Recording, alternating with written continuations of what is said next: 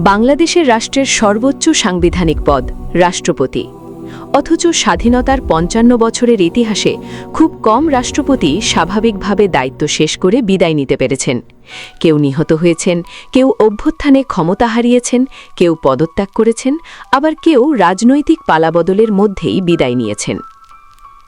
সর্বশেষ সেই ইতিহাসে যুক্ত হল আরেকটি নাম, মোহাম্মদ সাহাবউদ্দিন। মেয়াদ শেষ হওয়ার আগেই তিনি রাষ্ট্রপতির পদ ছেড়ে বঙ্গভবন ত্যাগ করেছেন। তার এই বিদায় অনেকটাই নীরব, অনেকটাই রঙহীন। কিন্তু প্রশ্ন হল, বাংলাদেশের রাষ্ট্রপতিদের বিদায়ের ইতিহাস এমন কেন? কেন অধিকাংশ রাষ্ট্রপতির বিদায় হয়েছে মেয়াদ পূর্ণ হওয়ার আগেই? আর কেন বিদায়ের ক্ষেত্রে এক একজনের জন্য দেখা গেছে এক এক ধরনের চিত্র? চলুন ফিরে দেখি বাংলাদেশের রাষ্ট্রপতিদের বিদায়ের ইতিহাস।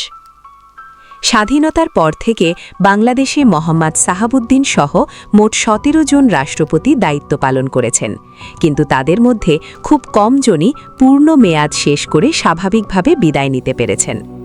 বাংলাদেশের প্রথম রাষ্ট্রপতি ছিলেন বঙ্গবন্ধু শেখ মুজিবুর রহমান। মুক্তিযুদ্ধ চলাকালে তার অনুপস্থিতিতে অস্থায়ী রাষ্ট্রপতির দায়িত্ব পালন করেন সৈয়দ নজরুল ইসলাম।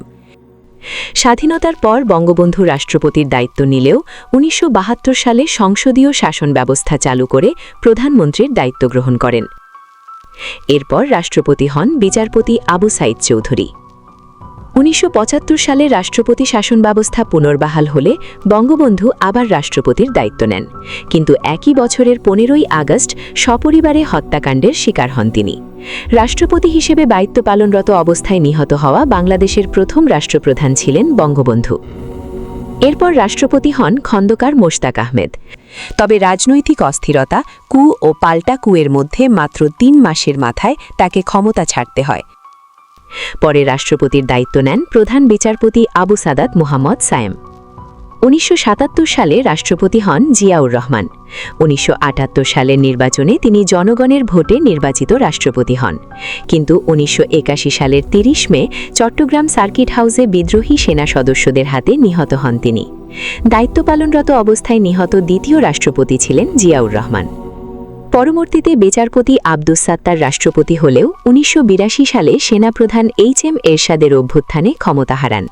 এরপর প্রায় ৯ বছর রাষ্ট্রপতির দায়িত্ব পালন করেন এরশাদ। ১৯৯০ সালের গণ আন্দোলনের মুখে তাকেও ক্ষমতা ছাড়তে হয়। ১৯৯১ সালে দেশে পুনরায় সংসদীয় শাসন ব্যবস্থা চালু হওয়ার পর রাষ্ট্রপতির পদ মূলত সাংবিধানিক ও আনুষ্ঠানিক দায়িত্বে সীমাবদ্ধ হয়ে পড়ে। এরপর রাষ্ট্রপতি হন আব্দুর রহমান বিশ্বাস। তিনি পূর্ণ মেয়াদ শেষ করলেও তার বিদায় ছিল অনেকটাই নীরব, কারণ তিনি যে সরকারের আমলে নির্বাচিত হয়েছিলেন, বিদায়ের সময় ক্ষমতায় ছিল প্রতিপক্ষ রাজনৈতিক দল। একই ঘটনা ঘটে বিচারপতি শাহাবুদ্দিন আহমেদের ক্ষেত্রেও। আওয়ামী লীগের সমর্থনে রাষ্ট্রপতি হলেও তার বিদায় হয় বিএনপি সরকারের সময়, ফলে রাষ্ট্রীয়ভাবে বড় কোনো বিদায় অনুষ্ঠান হয়নি।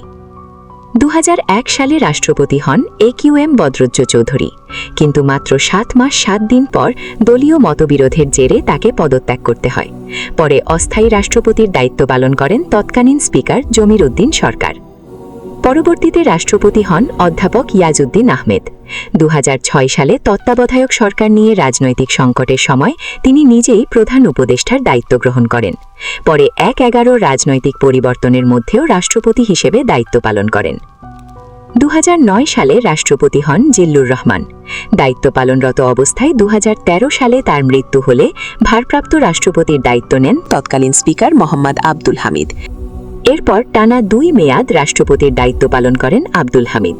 বাংলাদেশের ইতিহাসে তিনিই একমাত্র রাষ্ট্রপতি যিনি ২ পূর্ণ মেয়াদ সম্পন্ন করেন। ২০২৩ সালে তাকে বঙ্গভবনে গার্ড অফ অনার, লাল গালিচা সংবর্ধনা এবং রাষ্ট্রীয় আয়োজনে বিদায় জানানো হয়। স্বাধীন বাংলাদেশের ইতিহাসে এটিই ছিল কোনো রাষ্ট্রপতির জন্য প্রথম আনুষ্ঠানিক রাষ্ট্রীয় বিদায়। এরপর ২০২৩ সালে রাষ্ট্রপতি নির্বাচিত হন মো শাহাবউদ্দিন। তার দায়িত্বকালেই ২০২৪ সালে জাতীয় নির্বাচন অনুষ্ঠিত হয়। একই বছরের ৫ আগস্ট ছাত্র গণ অভ্যুত্থানের মধ্য দিয়ে রাজনৈতিক পরিস্থিতির বড় পরিবর্তন ঘটে। এরপর সরকার পরিবর্তনের পর থেকেই তার ভবিষ্যৎ নিয়ে আলোচনা শুরু হয়।